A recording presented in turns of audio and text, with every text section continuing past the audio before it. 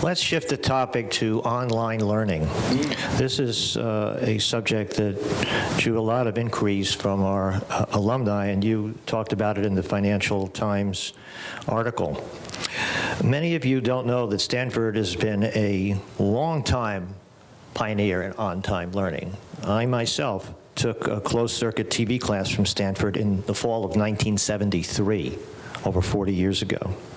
But the verdict's still out. Father Rang, the president of SCU, told me last week that online learning has a lot of potential, but there are no definitive results. Several MIT professors I've known tell me that it's becoming unmanageable as the class sizes are too large. One alumni said that Stanford's online courses have had initial high enrollments, but a much lower course completion rate.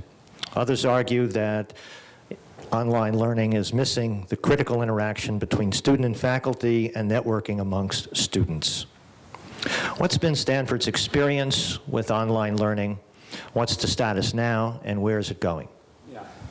So as you pointed out, there's a long history here, Alan, going back to closed-circuit TV, videotape, and now more recently, internet delivery.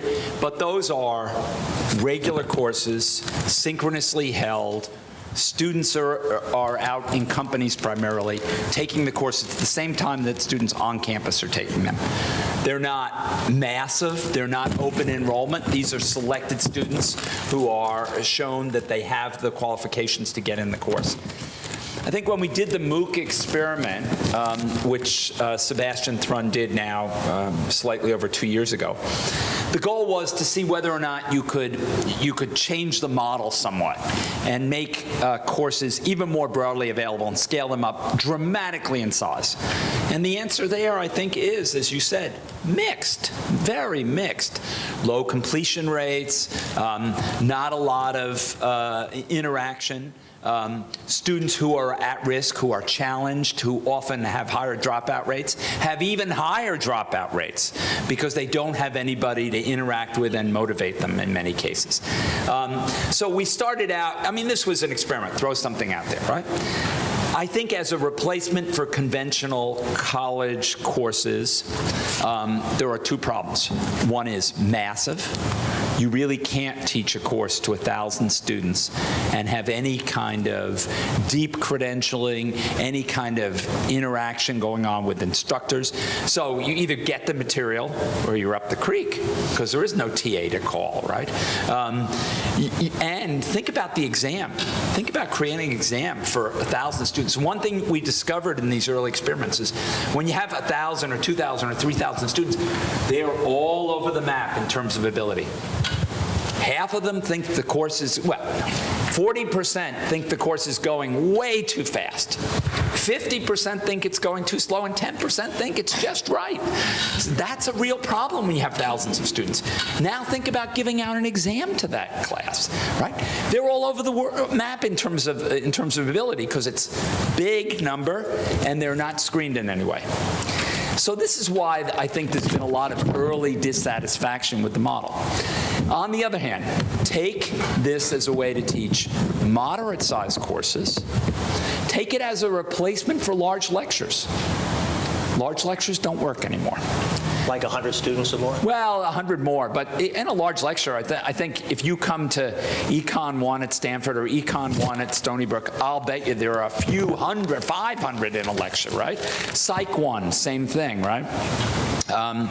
What happens in that? Students all come in with their laptops already. They open up their laptops, and the instructor's up there lecturing away, and they're on Facebook. They're not taking notes. Go look. Go stand at the back of the classroom. They're on Facebook. Surfing the web, you know. What? Or shopping for something. Or shopping, yeah. So I think right now the things we're focused on trying to address that issue. Can we make large lectures better learning environments by this technique that's called flipped classroom, right? So you basically try to move the lectures to a online format, and then students meet with the instructor maybe once a week in a smaller groups in a more interactive meeting, and that's the goal of. So there's more instructor contact actually in that model. I think the MOOCs, the massive online courses, will happen.